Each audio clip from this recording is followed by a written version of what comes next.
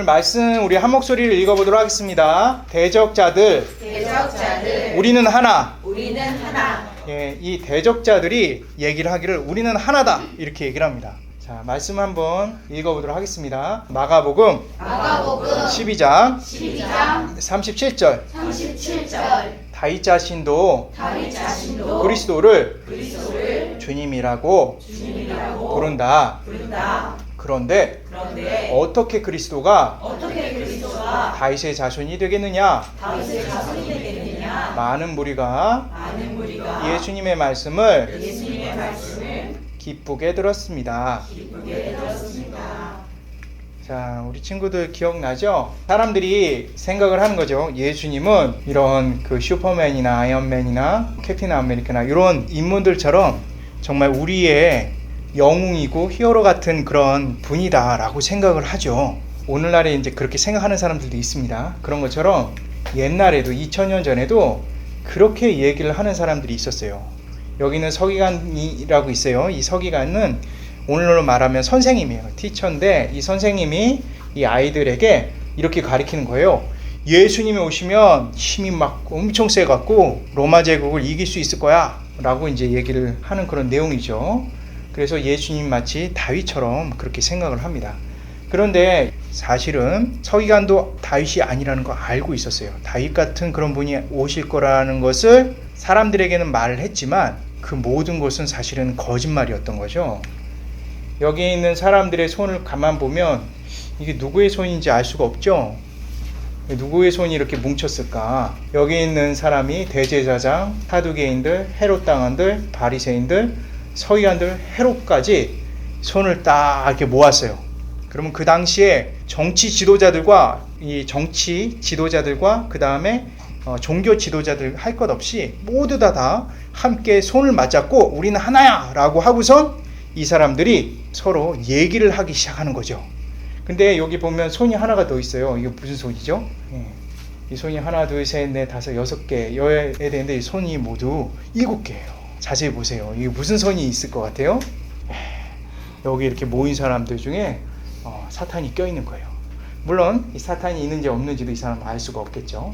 서로 얘기를 하면서 야, 우리가 예수님을 얘기할 때 다윗의 자손이라고 성경에 나왔지, 그것처럼 다윗 같은 사람이 다시 예수님으로 오실 거라고 얘기를 해주자, 이렇게 서로 약속을 한 거예요. 약속을 딱 했어요. 그래서 그것을 이렇게 서기관이 대표해서 사람들에게 가르친 거죠. 그래서 이것을 통해서 이 사람들이 얻는 것이 무엇이 있을까요? 굉장히 중요한 걸 얻죠. 이 사람들은 사실은 서로 함께 막 짜서 막 얘기를 하는데, 여기 보면은 사두개인들이 있고 서기관들이 있고 바리새인들이 있고 그 다음에 대제사장이 있는데 없는 인물들이 있어요. 아까 서로 약속을 한 인물 중에 없는 인물이 있어요. 그게 바로 누구냐면 헤롯 당원들과 여기는 헤롯이었어요. 헤롯 당원들과 헤롯 당원과 헤롯은 야, 내가 이제부터 나쁜 놈 할게, 너희들은 좋은 놈 해, 그렇게 얘기를 하는 거예요.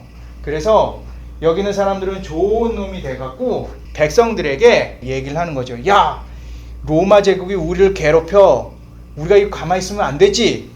그렇지만 조금만 참어, 예수님이 다윗과 같은 힘을 가지고 오실 거야, 조금만 더 참아라, 이렇게 얘기를 하는 거죠. 그러면서 야, 저기 헤롯과 헤롯 당원들 얼마나 나쁜 놈들이냐, 저기가 봐봐, 저기 황제한테 가서 저러는 거 봐, 그렇게 얘기를 하는 거죠. 그런데 사실 뒤에서는 다른 생각을 갖고 있었죠. 뒤에서는 서로 짜고 얘기를 하는 거예요. 야, 내가 나쁜 놈 할 테니까 넌 좋은 놈 해. 그래서 백성들을 속이고 백성들로 하여금 예수님을 기다리고 이스라엘의 회복을 기다리는 그런 나쁜 생각을 갖지 못하게 만들자, 이렇게 얘기를 서로 막 입을 맞춰서 하는 거예요. 그래서 결국 이러한 일로 인해서 백성들만 불쌍해지는 거죠. 그죠? 여기 있는 앉아있는 여기 있는 백성들은 그래, 이 헤롯 당원들 나쁜 놈, 하지만 내가 지금은 참는다. 예수님이 오시면 이스라엘을 큰 제국으로 만드실 거야. 서기관 어르신이 얘기했어, 서기관 선생님이 얘기했어, 이렇게 얘기를 하면서 이 백성들로 하여금 함부로 힘을 발휘해서 잘못된 것을 얘기하지 못하게 만드는 거예요. 우리 친구들 한번 보세요. 이거는 마치 오늘날 보면 이런 것과 똑같은 거예요. 이 친구가 A라고 해요. 그리고 또 어떤 B가 있는데 A 친구한테 가서 야, B가 있잖아, 너한테 안 좋은 얘기를 한다, 그렇게 얘기를 하는 거예요. 그러면 이 A라는 친구가 내가 B한테 얼마나 잘해줬는데 아니 그게 진짜야? 막 그러면서 화를 막 내는 거죠. 그때 또 이 친구가 또 여기로 가갖고 B라는 친구예요. B라는 친구한테 가서 야, A라는 친구가 너한테 이런 나쁜 말을 하더라, 이렇게 얘기를 하는 거예요. 아니 내가 지한테 얼마나 맞춰줬는데, 지가 좋아하는 얘기를 얼마나 내가 많이 했는데 어떻게 그런 얘기를 할 수가 있어? 이렇게 하면서 이렇게 왔다 갔다 하면서 계속적으로 안 좋은 얘기를 서로 이렇게 퍼가는 거죠. 그러니까 야, 이 친구가 이제 또 다시 바뀌었고, 야, 그 A라는 친구가 뭐라고 말하대? 그러면서 막 얘기를 하니까 이번에는 이런 얘기를 해. 그렇게 얘기를 계속 하면서 야, 그 B라는 친구가 뭐라고 말해? 이번에는 아무 얘기 안 하지만 표정이 널 보는 표정이 별로 안 좋아 보여. 막 이런 얘기를 계속 하는 거죠. 그러면 어떻게 되느냐? 여기 있는 이 A라는 친구와 이 B라는 친구가 결국은 싸우겠죠. 싸우는데 싸우는 것으로 끝나는 게 아니에요. 여기는 이 친구가 진짜 나쁜 친구인데 이 친구가 진짜 친구인 줄 알고 이 A라는 친구와 B라는 친구가 그렇게 생각을 하게 되는 거죠. 이스라엘 사람들에게 예수님에 대해서 계속적으로 오시게 되면 이 로마 황제를, 원수를 밟을 거야 라고 계속 얘기를 하면서 종교 지도자들이 자기 힘을 이렇게 막강하게 만드는 그런 방법을 택하는 거죠. 사실 예수님은 이 로마 제국, 이 황제에 대해서 관심이나 가졌을까요? 사실 예수님은 이런 방법으로 이를 짓밟으려 이 땅에 오신 것이 아니에요. 예수님이 오신 이유는 바로 우리의 죄 때문이죠. 특별히 어떤 죄? 바로 예수님을 믿지 않는, 하나님을 믿지 않는 죄. 하나님을 믿지 않게 되면 하나님과 관계가 없어지죠. 하나님의 신뢰관계가 없어지게 되면 우리 안에 온갖 죄들이 다 일어나게 돼요. 다 일어나서 우리를 괴롭히는 거죠. 그리고 그것의 모습이 바로 이러한 모습이죠. 거짓말로 사람들에게 가르치는 거죠. 야, 예수님이라는 그 메시아가 오면은 이 로마 제국을 반드시 없앨 거야 라고 하는 성경에 나오는 그 내용을 얘기하지 않고 전혀 다른 얘기를 하기 시작하는 그런 일들이 생기는 거죠. 그리고 서로 짜고 서로 모여서 백성들을 함께 괴롭히자 이렇게 얘기를 하는 거죠. 백성들은 그것도 모르고 이 사람들을 존경하는 그런 상황이 돼버린 거고요.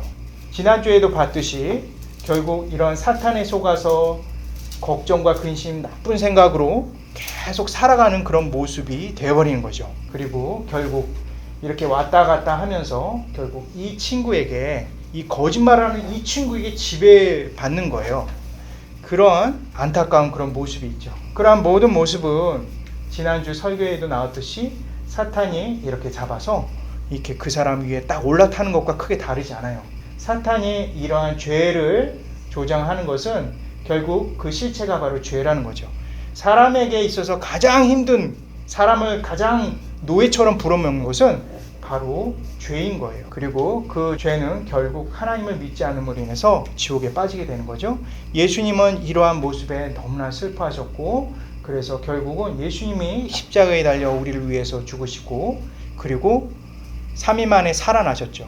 중요한 것은 이것을 통해서 바로 죄를 이기고, 그리고 지옥으로부터 우리가 떨어지지 않을 수 있는 우리에게 은혜를 주신 거예요.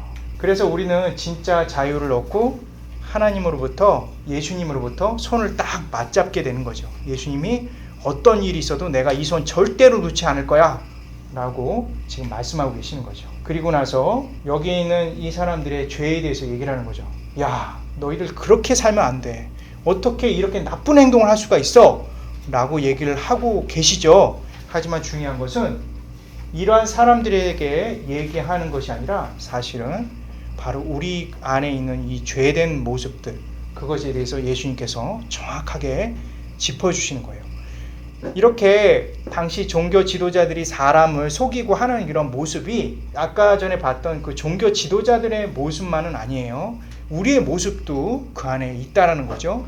우리도 다른 사람들을 조종하고 싶은 욕심들이 있고요. 또 다른 사람들을 괴롭히고 싶은 그런 마음도 있는 거예요. 결국은 우리의 마음에 있는 그런 죄들, 욕심들이 우리를 하여금 어렸을 때부터 계속적으로 우리를 괴롭히게 되는 거죠. 결국 우리 친구들이 알아야 될 중요한 사실은 이런 죄를 범하게 되면 우리 친구들은 바로 가서 하나님께 회개를 하면 돼요. 하나님께 회개함으로 인해서 그러한 모든 죄로부터 주님께서 용서해 주신 확신이 있어요. 우리 예수님은 예수님 믿는 사람들에게는 반드시 용서해 주시고 다시 이렇게 친하게 우리와 함께 하신다는 약속이 있어요. 자, 기억하기 1번 남을 속이고 나의 유익을 구하는 모든 것은 죄이다.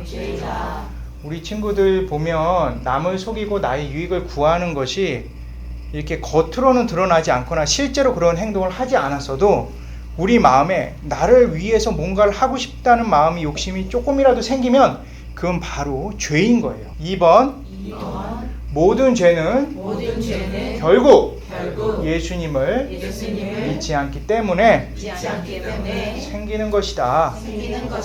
예수님을 정말 믿고 신뢰를 하게 되면 다른 사람들을 희생시키고 나의 유익을 구하기가 참 어려워요. 왜냐하면 지금 이 시간에도 나와 함께 하시고 내 생각까지 다 아신다라는 그 믿음이 우리에게 있기 때문에 그게 불가능해지는 거죠. 3번 내가 예수님께 회개하고 돌이킬 때 예수님은 나를 용서하시고 받아주신다.